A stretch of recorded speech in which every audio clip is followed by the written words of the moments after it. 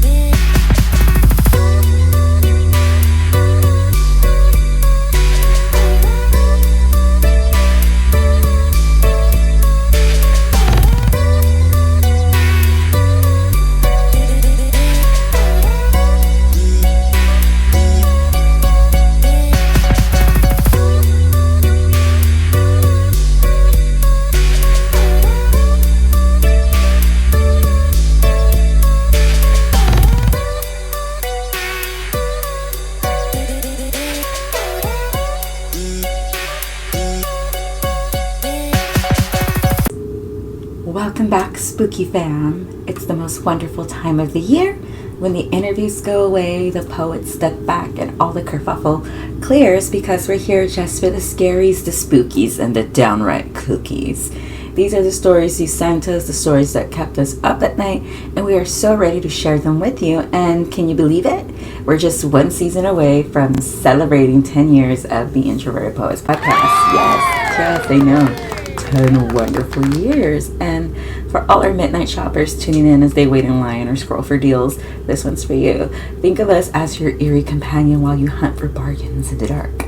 But before we get to that bridge, we've got the season 5 spookiest time of the year to dive into and a few other fun surprises before we come back full force in summer of 2026. So grab your coca, turn down the lights, or keep an eye on the shopping cart and get ready because Oh Come All Ye Fearful starts now with your host, the Geeky Fit Mama, Alejandra Fajardo, and many more surprise voices. Come check us out this spooky, scary spectacular of 2025. Good evening, my little night owls. I am your host, Clarissa, aka the Geeky Fit Mama, Clarissa, Claire, that witch, whatever you want to call me. And this is Spooky, Scary, Spectacular, Volume 5. Yes, we have officially made it to year 5 of the dread and the fright and the stories that keep you sleeping with one leg out of the blanket so the demon knows you're friendly. Tonight's episode, titled Come All Ye Fearful, calls in all the brave, curious, and the ones who want to hear a story so unsettling it makes your spine feel like it's exhaling.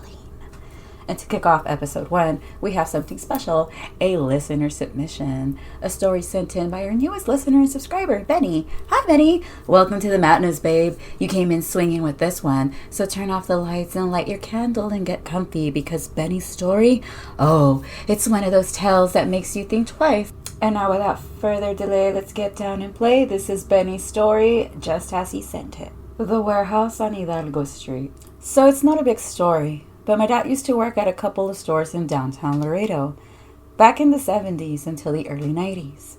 They had 2 warehouses towards the LCC main campus near the railroad tracks.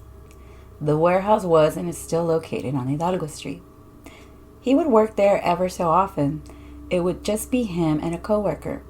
On days when he used to work alone, he said he felt eerie or weird vibes in the building. He said that on a couple of occasions he would see a dark shadow inside the warehouse of an Indian with headdress and all. I was too young at the time to even remember seeing that, but I did visit a few times. On another occasion, a piece of floor caved in and supposedly there was no imadera on the bottom of it, and that all you could hear was running water flowing underneath. Fast forward to a couple of months or so ago, I was at a building next to that location where their warehouse was at. It is currently a restaurant/bar. It was well past midnight and it was just a handful of us hanging out at the place. When they started closing procedures, they turned off music and everything. I kid you not, we all heard a little girl playing and giggling around in a section that hadn't been used all night, and no kids had ever been there at all. I told my friends, "Hey, did y'all hear that little girl giggling?" To which they jokingly just said, "Oh yeah, it's a little girl that appears in here." This might not be such a great or a scary story, but it does make me think, are there such beings out there? What do you think? Upon asking the author of this story about where this warehouse is now, it is now called Casa Lopez. And Casa Lopez is a very cool, popular dive bar. If y'all are ever in Laredo, Texas, go ahead and check it out. It is on your screen right there, and more information about it will be in the description box below, wherever you are watching Spooky, Scary, Spectacular this 2025, whether it be on YouTube or on Rumble. Thank you all so much.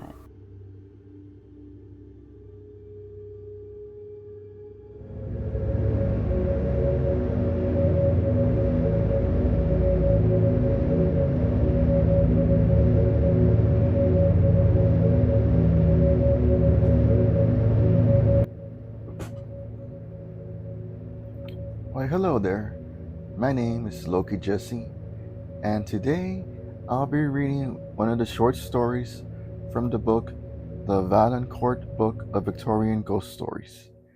This story is titled The Ghost Summons by Ada Bouchon. Wanted, sir, a patient? It was in the early days of my professional career, when patients were scarce and fees scarer. And though I was in the act of sitting down to my chop, and had promised myself a glass of steaming punch afterwards, in honor of the Christmas season, I hurried instantly into my surgery. I entered briskly, but no sooner did I catch the sight of a figure standing, leaning against the counter, then I started back with a strange feeling of horror, which, for the life of me, I could not comprehend. Never shall I forget the ghastliness of that face, the white horror stamped upon every feature, the agony which seemed to sink the very eyes beneath the contracted brows. It was awful to me to behold, accustomed as I was to scenes of terror. You seek advice, I began with some hesitations. No, I am not ill. You require then? Hush, he interrupted, approaching more nearly, and dropping his already low murmur to a mere whisper. I believe you are not rich. Would you be willing to earn £1,000? £1,000? His words seemed to burn my very ears. I should be thankful if I could do so honestly, I replied with dignity. What is the service required of me?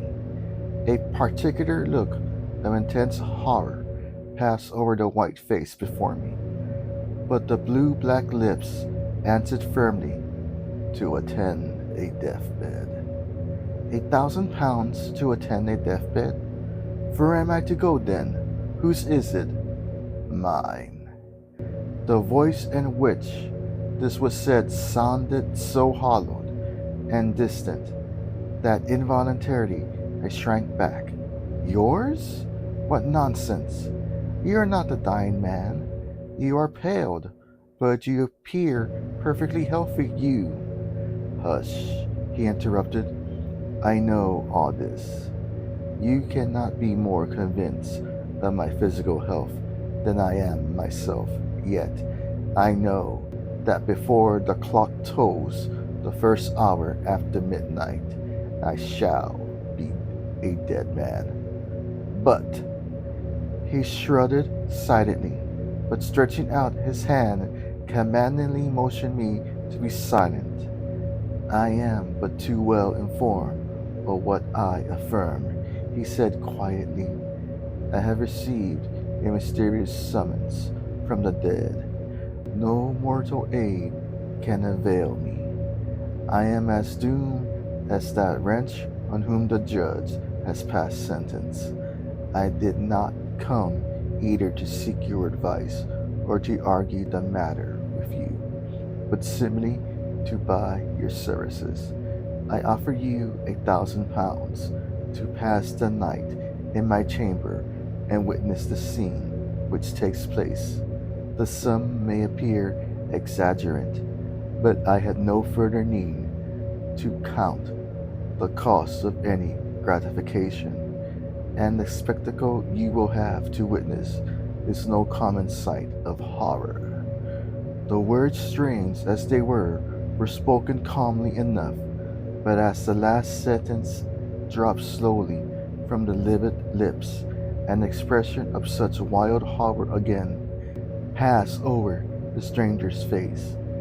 Then, in spite of immense fee, I hesitated to answer.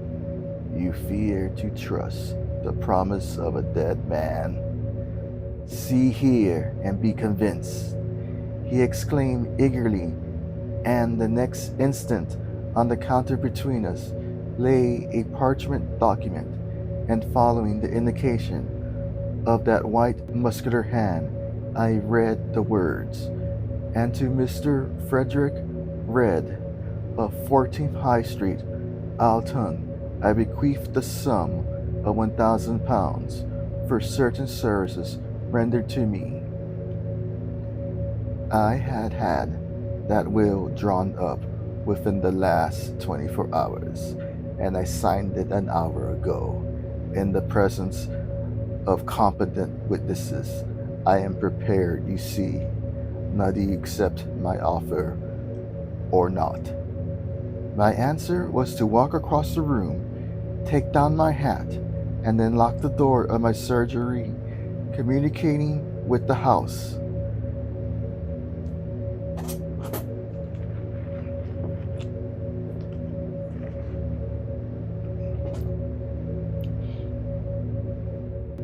It was dark, icy cold night, and somehow the courage and determination with the sight of my own name in connection with £1,000 had given me flagged considerably as I found myself hurried along through the silent darkness by a man whose deathbed I was about to attend. He was grimly silent, but as his hand touched mine, in spite of the frost, it felt like a burning cold. On we went, tramp, tramp, through the snow, and on, till even I grew weary. At length, on my appalled ear struck the chimes of the church clock, whilst close at hand I distinguished the snowy hillocks of a churchyard. Heavens, was this awful scene of which I was to be the witness to take place regularly amongst the dead. 11, groaned the doomed man. Gracious God, but 2 hours more, and that ghostly messenger will bring the summons. Come, come, for mercy's sake, let us hasten. There was but a short road separating us now from a wall which surrounded a large mansion, and along this was hasten until we reached a small door. Passing through this, in a few moments we were stealthily ascending the private staircase to a splendidly furnished apartment which left no doubt of the wealth of its owner. All was intensely silent, however, through the house, and about this room in particular there was a stillness that, as I gazed around, struck me as almost ghastly. My companion glanced at the clock on the mantel shelf and sank into a large chair by the side of the fire with a shudder. Only an hour and a half longer, he muttered. Great heavens! I thought I had more fortitude. This horror unmans me. Then, in a fierce tone, and clenching my arm, he added, Ha! You mock me. You think me mad. But wait till you see. Wait till you see. I put my hand on his wrist. From there was now a fever in his sunken eyes, which checked the superstitious chills which had been gathering over me, and made me hope that, after all, my first suspicion was correct, and that my patient was but the victim of some fearful hallucination. Mock you? I answered smoothly. Far from it. I sympathize intensely with you, and would do much to aid you. You require sleep. Lie down, and leave me to watch. He groaned but rose, and began throwing off his clothes, and watching my opportunity, I slipped a sleeping powder which I had managed to put in my pocket before leaving the surgery, into the tumbler of the claret that stood beside us. The more I saw, the more I felt convinced that it was the nervous system of my patient which required my attention. And it was with sincere satisfaction I saw him drink the wine, and then stretch himself on the luxurious bed. Ha! Thought I, as the clock struck 12, and instead of a groan, the deep breathing of the sleeper sounded through the room. You won't receive any summons tonight, and I may make myself comfortable. Noiselessly, therefore, I replenished the fire, poured myself out a large glass of wine, and drawing the curtain so that the firelight should not disturb the sleeper, I put myself in a position to follow his example. How long I slept, I know not, but suddenly I aroused with a start, as ghostly a thrill of horror as ever I remember to have felt in my life. Something, what, I knew not, seemed near, something nameless, but utterly awful. I gazed around. The fire emitted a faint blue glow, just significant enough to enable me to see that the room was exactly the same as when I fell asleep, but that long hand of the clock wanted but 5 minutes of the mysterious hour which had been to be the death moment of the summoned man. Was there anything in it then, any truth in the strange story he told? The silence was intense. I could not even hear a breath from the bed, and I was about to rise and approach, when again that awful horror seized me. And at that same moment, my eyes fell upon the mirror opposite the door, and I saw, great heaven, that awful shape, that ghastly mockery of what had been humanity. Was it really a messenger from the buried, quaint dead? It stood there, invisible, death clothes, but the awful face was ghastly with corruption. The sunken eyes gleamed forth a green, glassy glare, which seemed a veritable blast from the infernal fires below.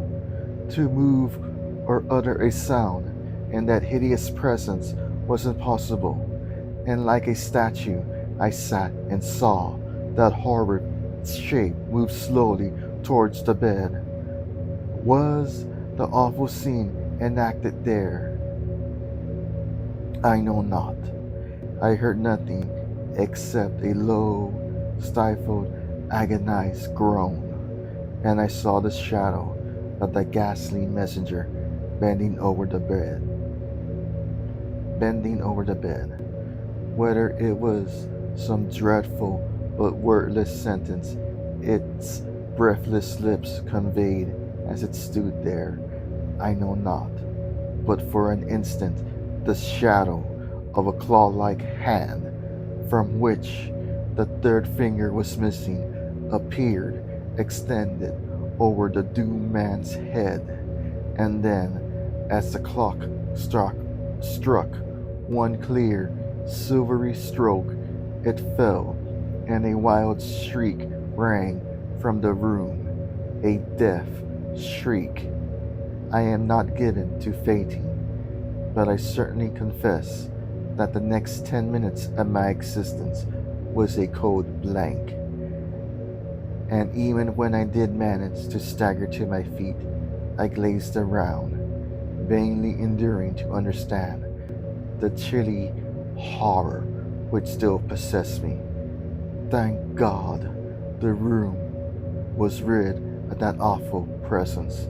I saw that, so, galloping down some wine, I lighted a wax taper and staggered towards the bed.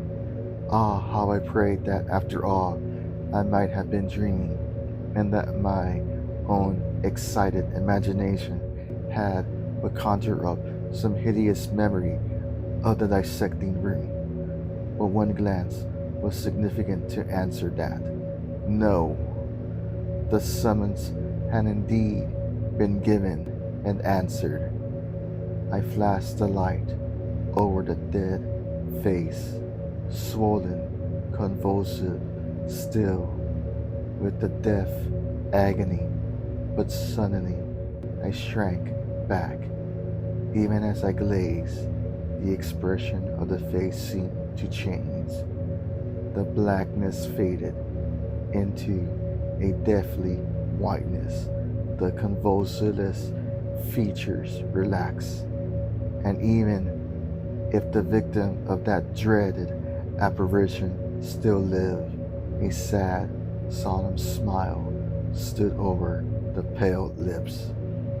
I was instantly horrified, but still I retained significant self-consciousness to be struck professionally by such a phenomenon.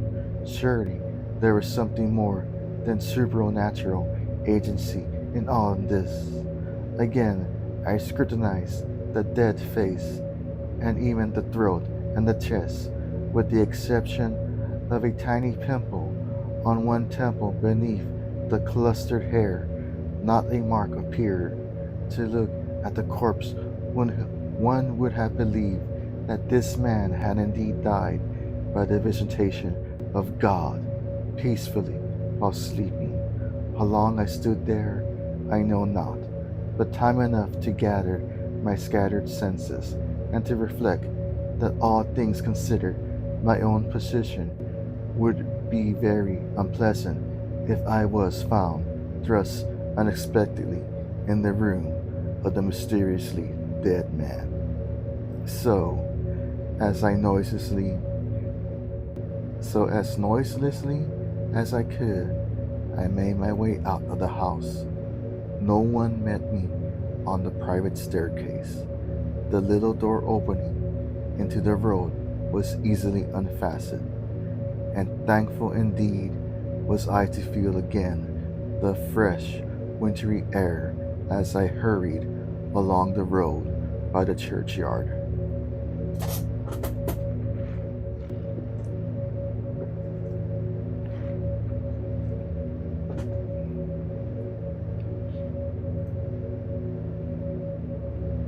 There was a magnificent funeral soon in that church, and it was said that the young widow of the buried man was inconsolable, and then rumors got abroad of a horrible apparition which had been seen on the night of the death, and it was whispered the young widow was terrified, and instant upon leaving her splendid mansion,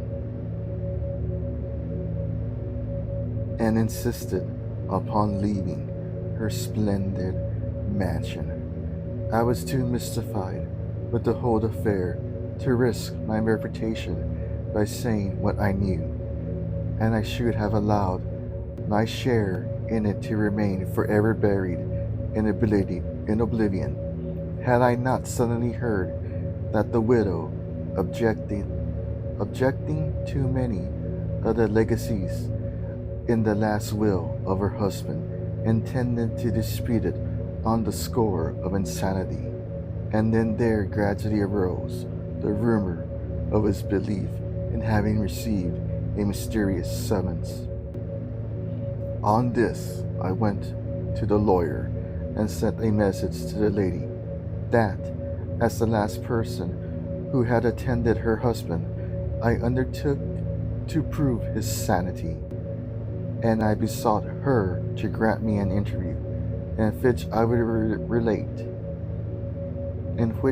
relate as strange and horrible a story as ear had ever heard.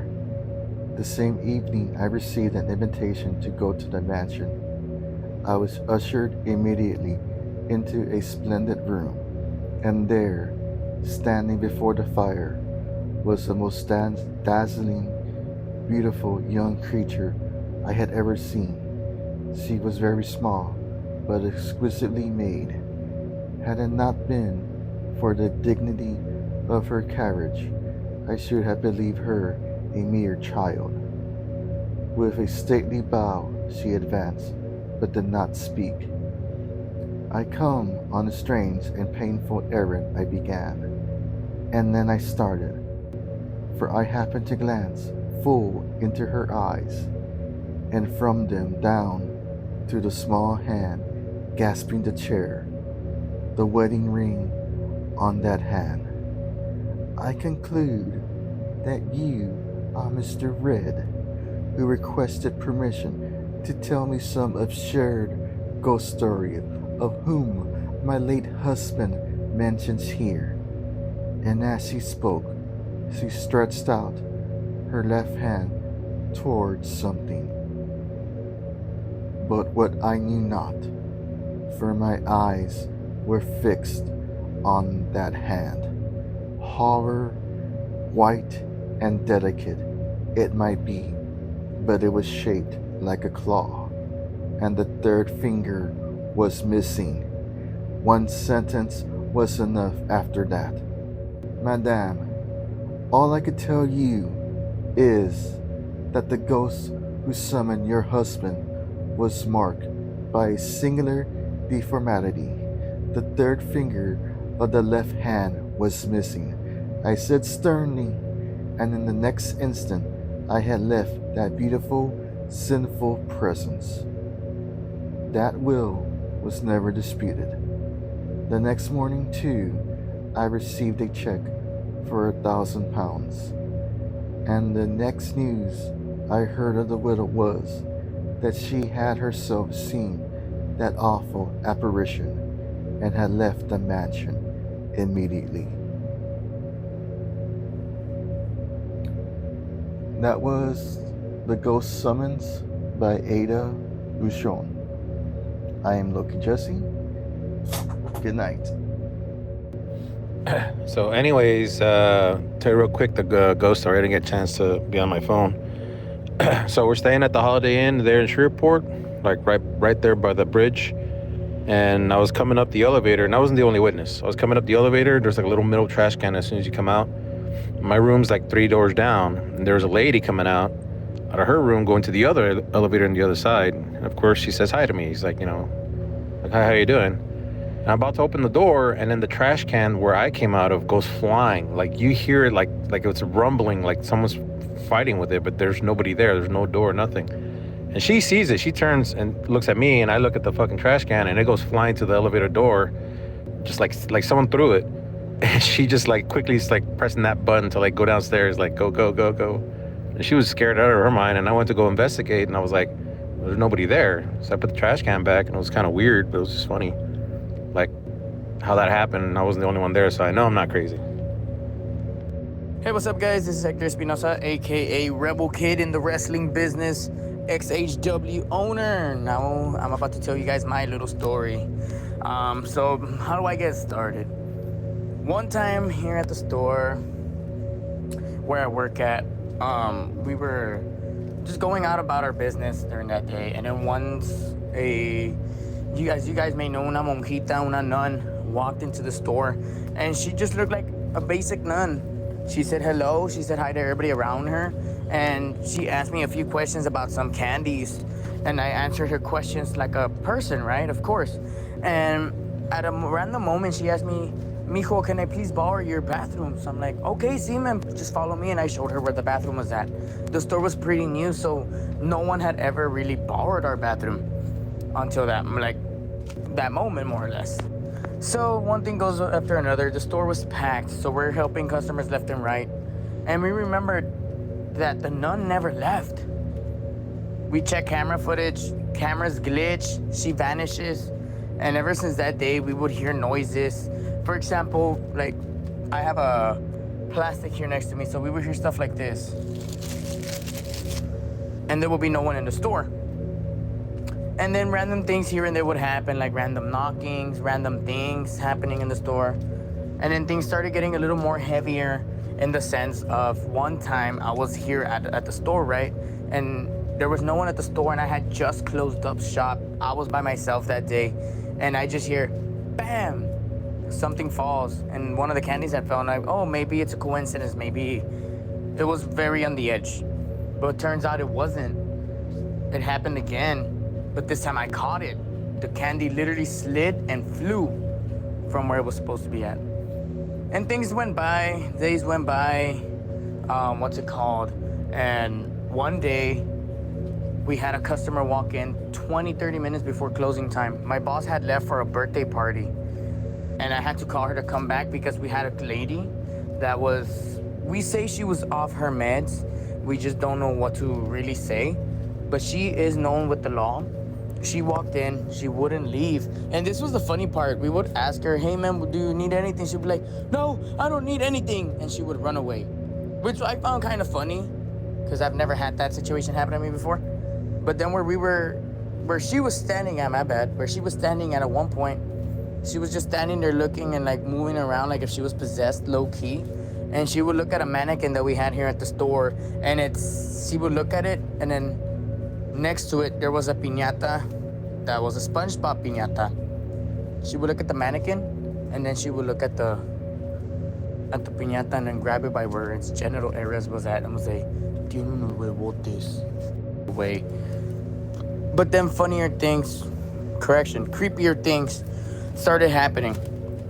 My family went on vacation to the valley, and they're not 100% religious, but they are Catholics. So they went to the San Juan, the church, and brought my boss a little bottle of holy water. And we had it by the computer, by the register, standing tall, closed, never opened. We left on Saturday, came back on Monday, and we found that little bottle of holy water, half empty, open, and on the floor. And then one time, my dad, when the store closed, he's like, hey, did you already get everybody out of the store? And we're like, yeah. He's like, no, I see some kids running around. So me and my boss and my dad quickly ran into the store and did a quick sweep of the store, and there was nobody there. Those are a few instances of some stuff that has happened here to me at the store.